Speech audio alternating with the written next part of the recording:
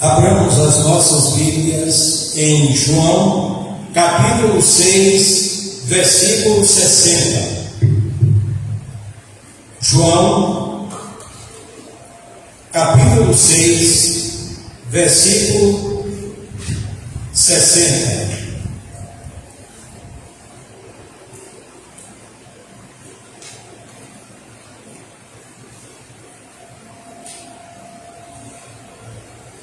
João, capítulo 6, versículo 60.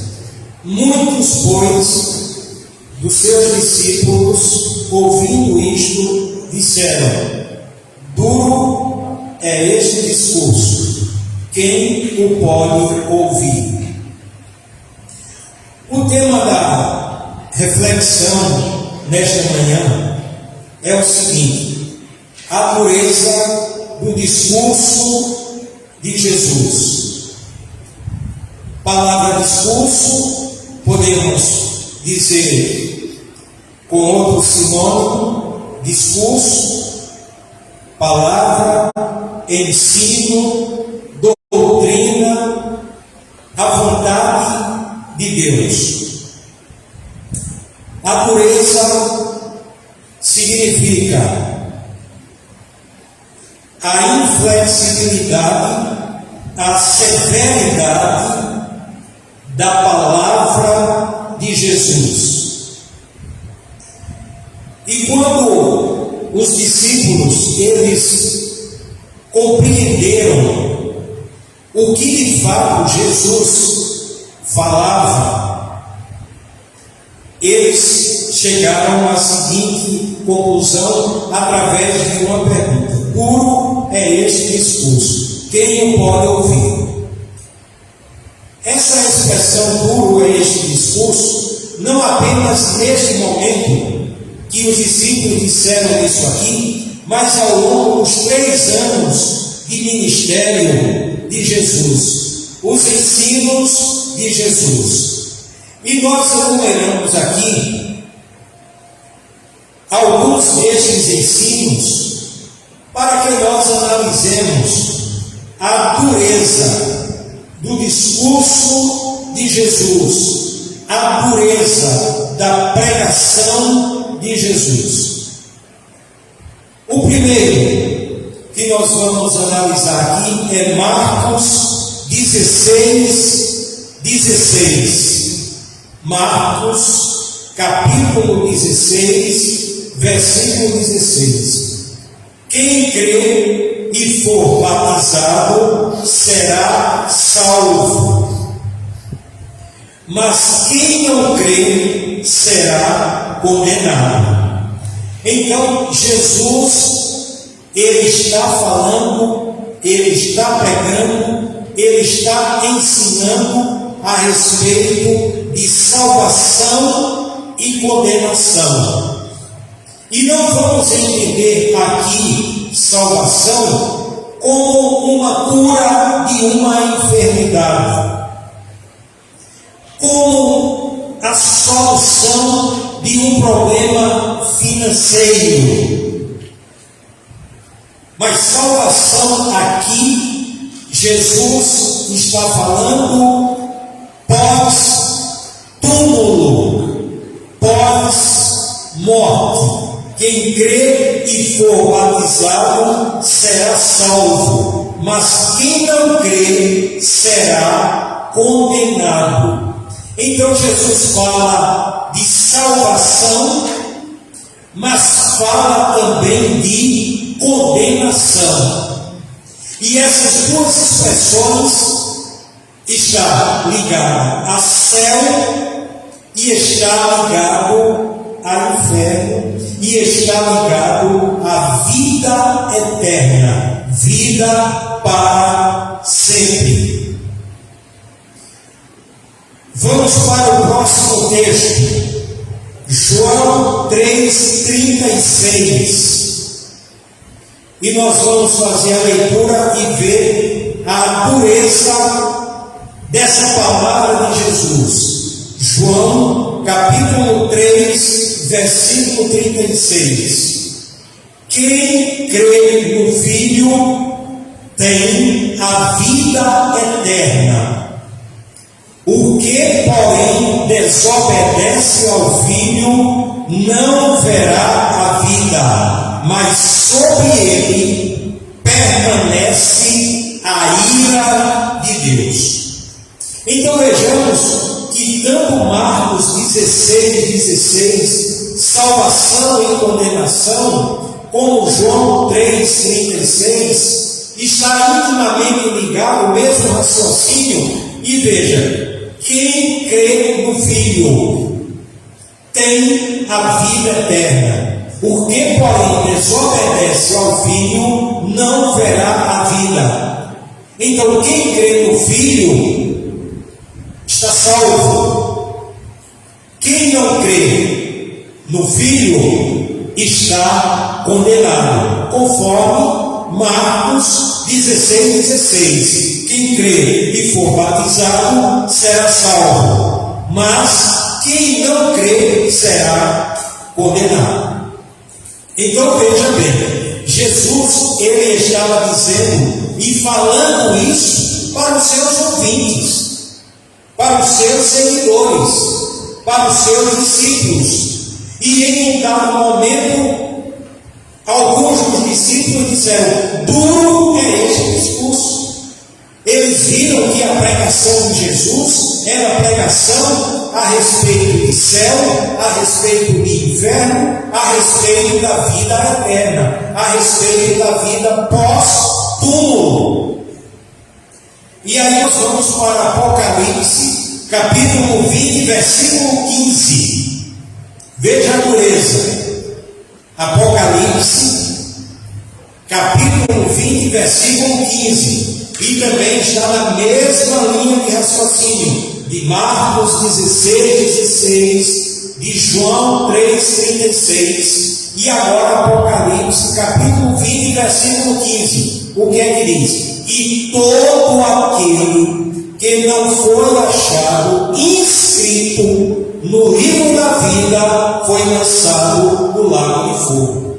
Agora Jesus já começa a dizer exatamente o que é a condenação e o que significa a ira de Deus.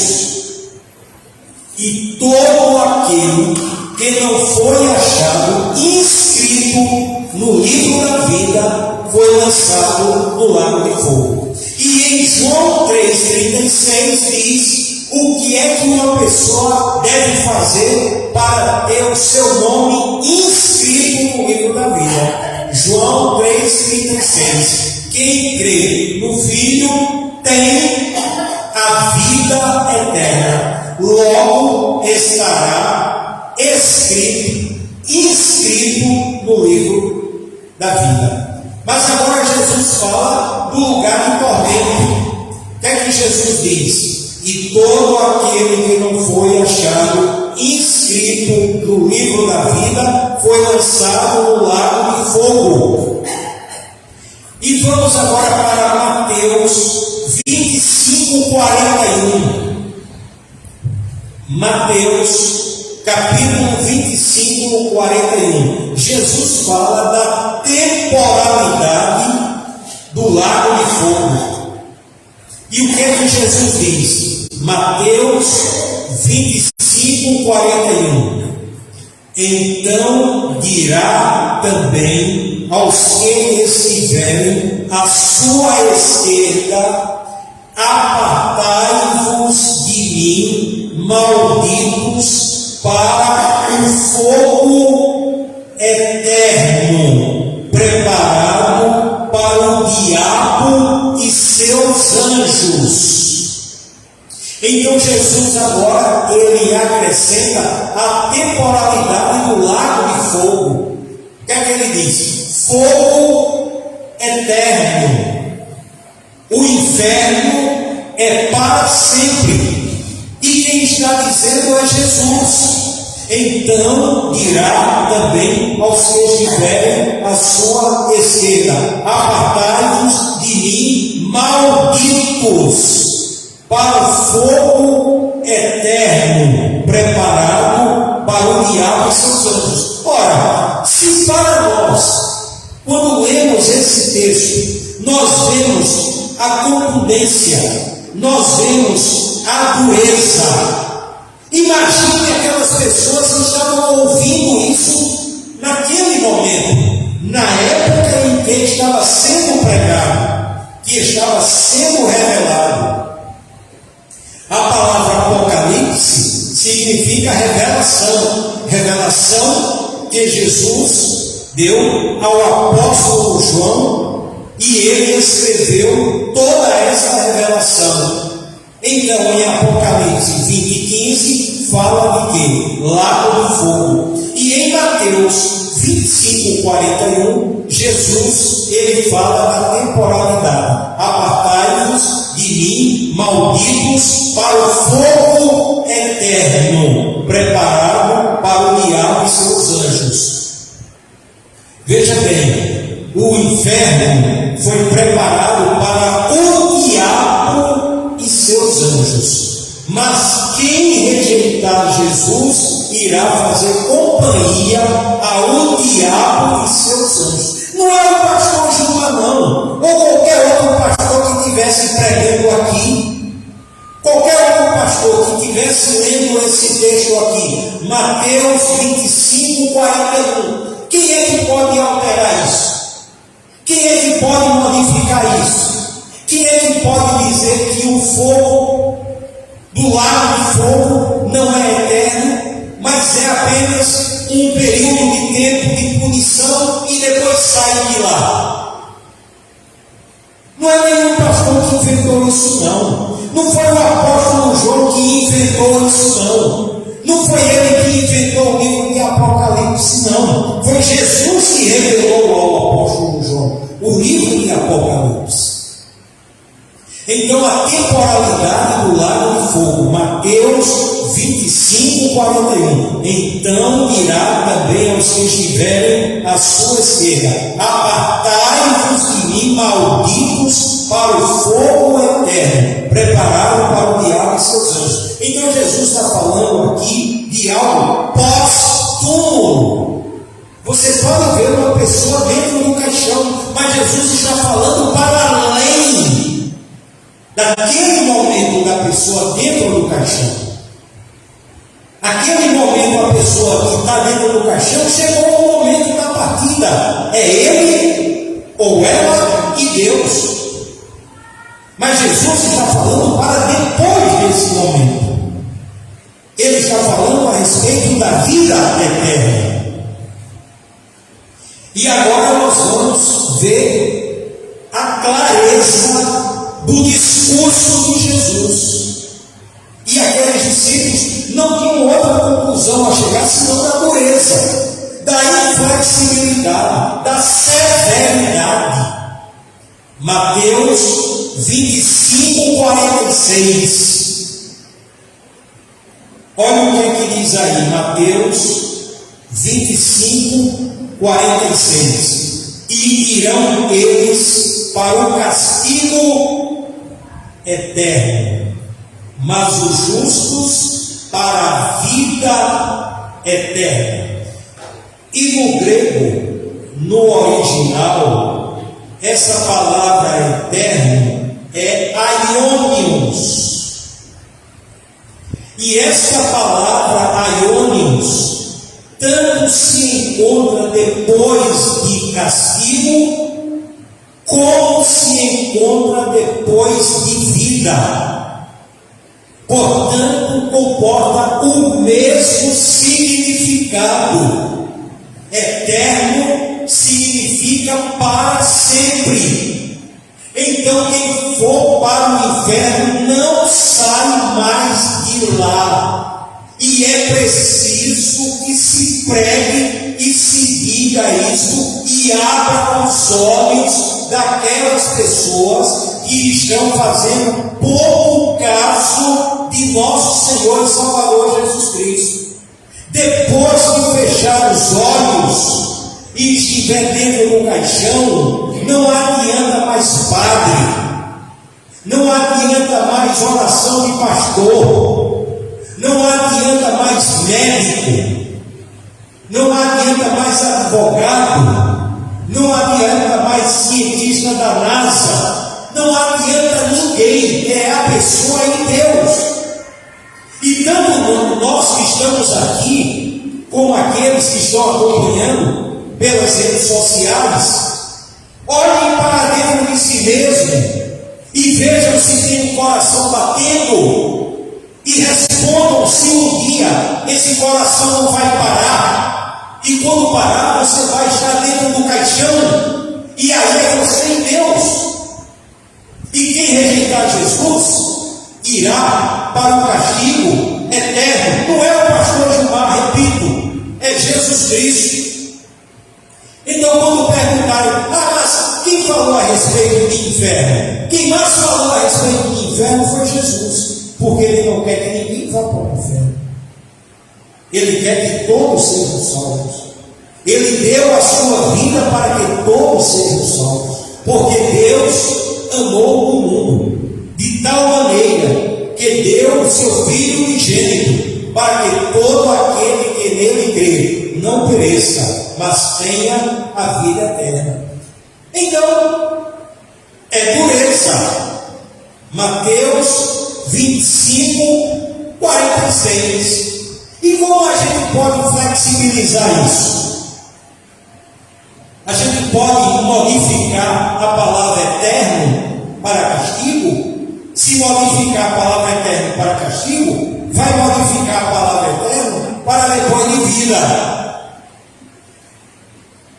Então, se é eterna a vida, é eterno o castigo. E quem é que está dizendo? Jesus Cristo. Mateus 25, 46. E irão eles para o castigo eterno, mas os justos para a vida eterna. E em uma parábola, Jesus ele mostrou o exemplo de uma pessoa punida com a condenação do inferno. Lucas capítulo 16, versículo 28. Lucas capítulo 16, versículo 28. Porque tenho 5 irmãos, para que eles dê testemunho, a fim de que não venham eles também para este lugar de tormento. Uma parábola. E o que era a parábola? Era a revelação dos mistérios do reino dos céus. E aqui aquele homem, ele estava preocupado com a sua família. Tenho 5 irmãos, porque tenho 5 irmãos, para que eles dê testemunho, a fim de que não venham eles também para esse lugar de tormento. Então o inferno é dureza, e a gente tem que pregar isso, tem que falar para as pessoas. Não brinquem com suas vidas. Quem morrer sem Jesus Cristo vai para este lugar do tormento. É Jesus que está dizendo. Por isso que os discípulos chegaram e disseram: duro é este discurso. Porque eles pensavam o quê? Que Jesus tinha vindo para Jerusalém para fazer um piquenique, para fazer uma turnê por Israel. Não, Jesus veio para mostrar a realidade do céu e a realidade do inferno. E aí tem um texto que Jesus fala para nós que somos cristãos, para aqueles que já aceitaram Jesus. Veja o que é que Jesus diz. Mateus 7, 21 a 23. Esse texto faz muito mais os crentes tremerem do que propriamente os incrédulos. Mateus 7, 21 a 23. Nem todo o que me diz Senhor, Senhor. Ora, o incrédulo não diz Senhor, Senhor. Quem diz é o crente. Nem todo o que me diz Senhor, Senhor entrará no reino dos céus, mas aquele que faz a vontade de meu Pai que está nos céus. E aí vem um currículo de pessoas crentes. Muitos me dirão naquele dia: Senhor, Senhor, não profetizamos nós em teu nome? E em teu nome não expulsamos demônios? E em teu nome não fizemos muitos milagres? Então lhes direi claramente: nunca vos conheci, apartai-vos de mim, vós que praticais a iniquidade. Isso significa: as aparências enganam. Se qualquer crente chegasse para nós e dissesse: eu profetizo, eu expulso demônio e eu faço milagre, o que é que nós iríamos pensar? Isso é um santo. Só falta botar uma asinha para sair voando. Mas para Jesus não, porque Jesus vê o coração. Então quem estiver dentro da igreja, seja aqui ou em qualquer igreja do mundo, e esteja praticando iniquidade, olha o que Jesus diz aqui: apartai-vos de mim, vós que praticais a iniquidade. Nós, como crentes, não temos razão para estar cometendo iniquidade, porque a gente conhece a palavra, a gente sabe a palavra.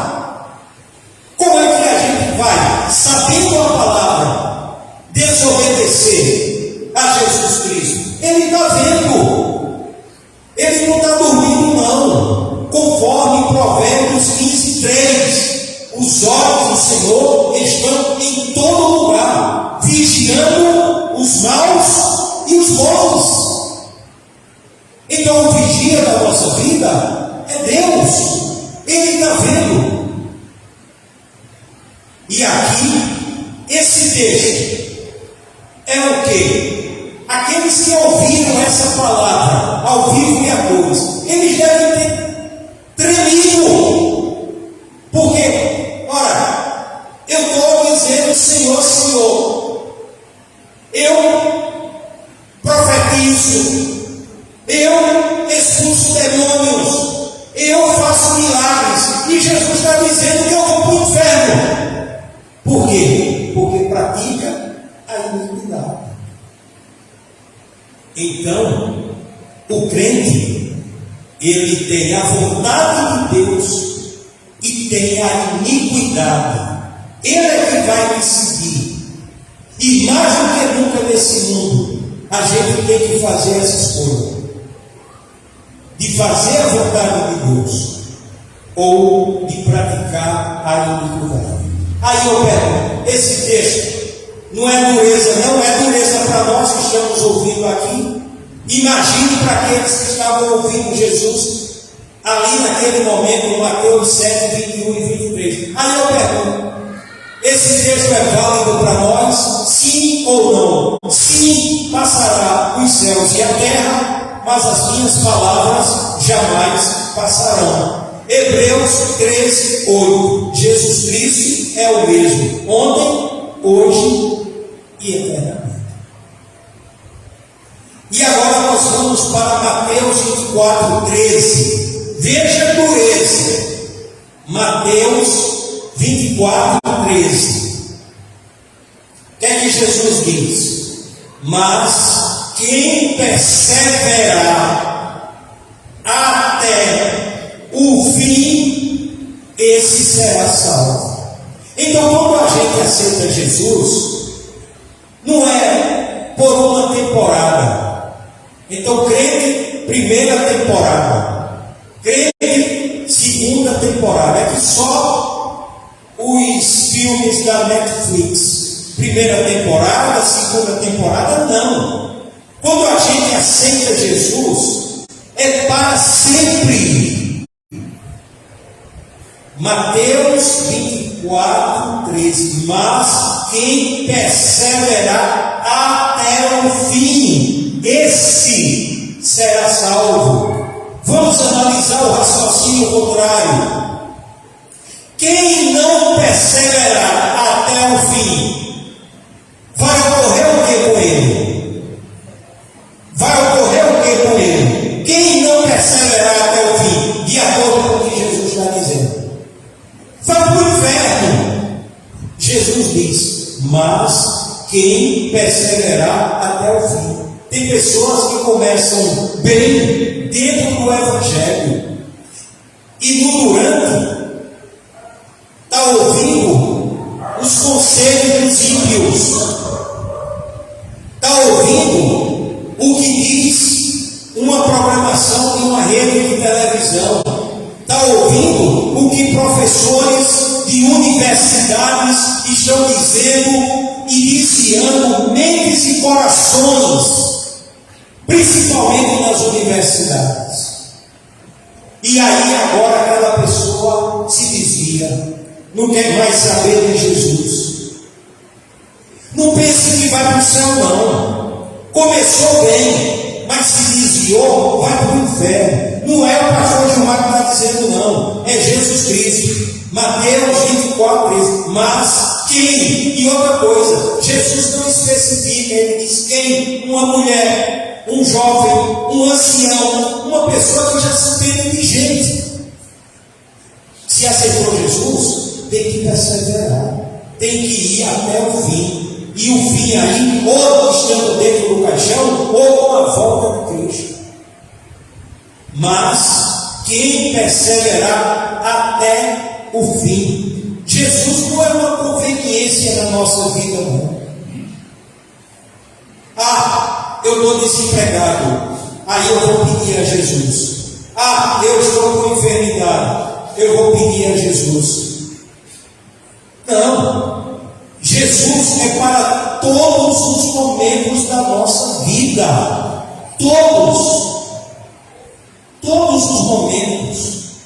Na enfermidade, desempregado, em qualquer situação, a gente não vai tirar Jesus da nossa vida. Mas quem perseverar até o fim, esse será salvo. Irá para onde? Para o céu, mas se perseverar.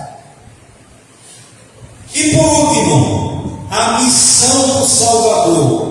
Primeira carta de João 3,8. Veja a dureza. Primeira carta de João, capítulo 3, versículo 8. Quem comete pecado é do diabo, porque o diabo peca desde o princípio. Vamos analisar essa primeira frase. Quem comete pecado é do diabo. Por exemplo, quem é que vai roubar e dizer que está roubando em nome de Jesus? Quem é que vai matar o seu semelhante e vai dizer, estou matando em nome de Jesus? Quem odeia uma pessoa vai abrir a boca e dizer, eu estou odiando em nome de Jesus? Não. Quem roubar está roubando a serviço de Satanás. Quem está tirando a vida do seu semelhante está tirando a serviço de Satanás. Portanto, quem comete pecado é do diabo. Jesus nunca nos pecar. Nunca. Jesus nos ensina a ser perfeito, porque perfeito só Ele. Mas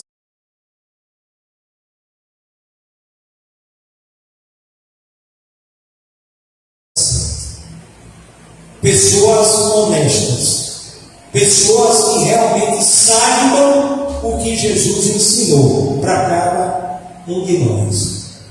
E aí o que é que diz a segunda parte desse versículo, primeira carta de João 3,8: para isto o Filho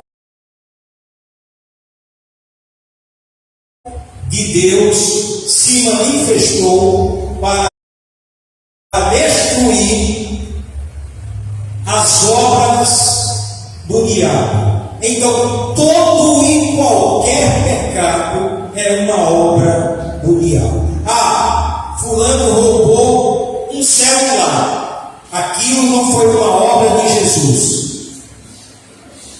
Aquilo foi uma obra de Satanás. A pessoa matou um seu semelhante. Aquilo não foi uma obra de Jesus. Aquilo foi uma obra de Satanás. E Jesus veio para destruir as obras do diabo.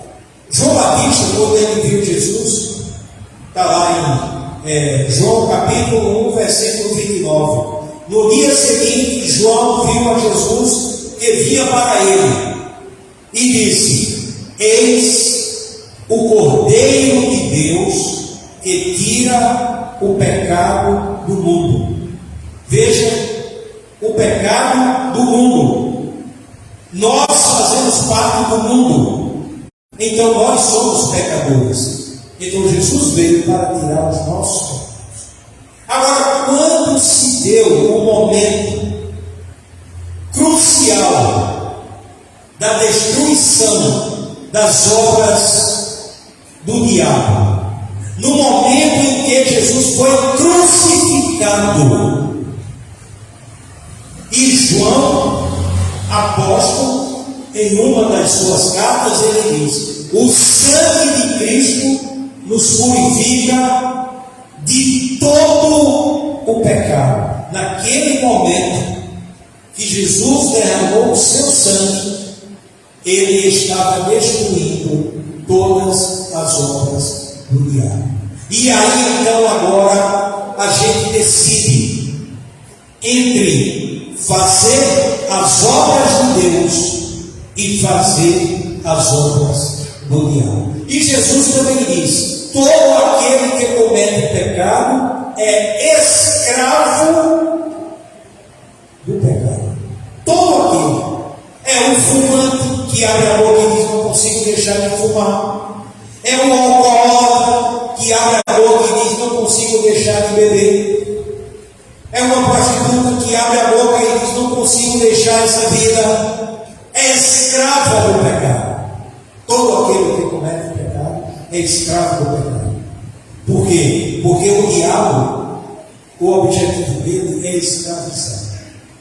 O diabo, ele não aceita a liberdade que Jesus coloca dentro das nossas mentes e dos nossos corações. Que pode ver, está aqui cigarro. Eu estou aqui pegando, mas eu não vou fumar, porque eu sou livre. Eu estou com um copo de cachaça aqui, mas eu não vou beber, porque eu sou livre. Alguém pode me seduzir para a prostituição, mas eu não vou me prostituir, porque eu estou livre. Eu fui livre. Se, pois, o Filho vos libertar, verdadeiramente sereis livres.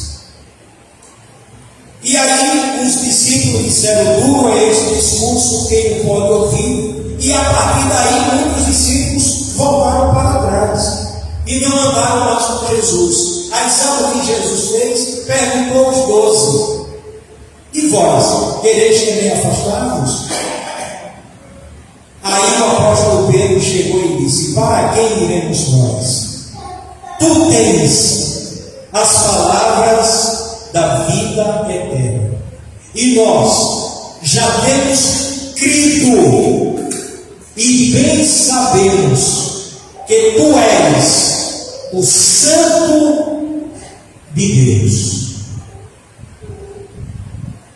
Mas Jesus chegou até para os apóstolos: olha, vocês também estão querendo se afastar?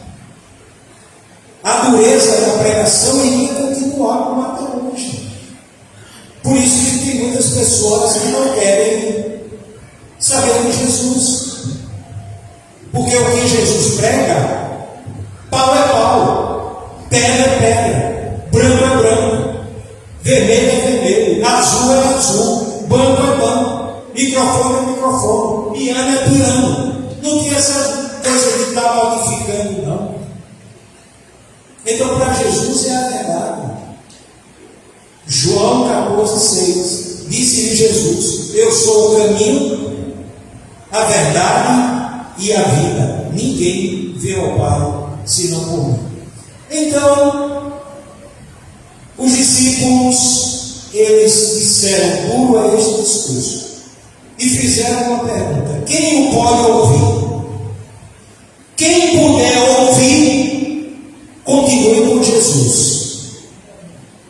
Quem não puder ouvir, deixe Jesus e assuma o compromisso do inferno. É uma decisão de cada pessoa.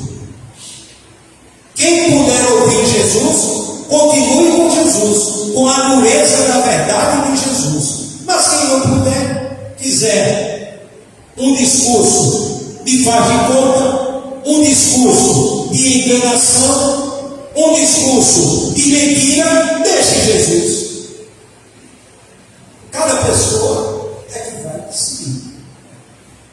Então Jesus, ele não está preocupado com quantidade, ele está preocupado com qualidade e convicção. Veja que Jesus estava perdendo popularidade. Ele não disse: eu vou mudar o meu discurso porque tem muita gente me deixando. Não, ele chegou até por 12. Porque ele quer crente de verdade, do jeito que ele quer, e não do jeito que o diabo gosta. Entendeu? Então, que nesta manhã a gente saiba em quem a gente crê, como o apóstolo Paulo diz: porque eu sei em quem tenho crido, e sei que é poderoso para guardar o meu depósito até o dia final. Que Deus coloque essas verdades em nossas mentes e em nossos corações. É duro o discurso de Jesus? É. E a gente tem que pregar todos esses textos que nós falamos aqui. Está tudo na Bíblia. Qual foi o texto que a gente inventou?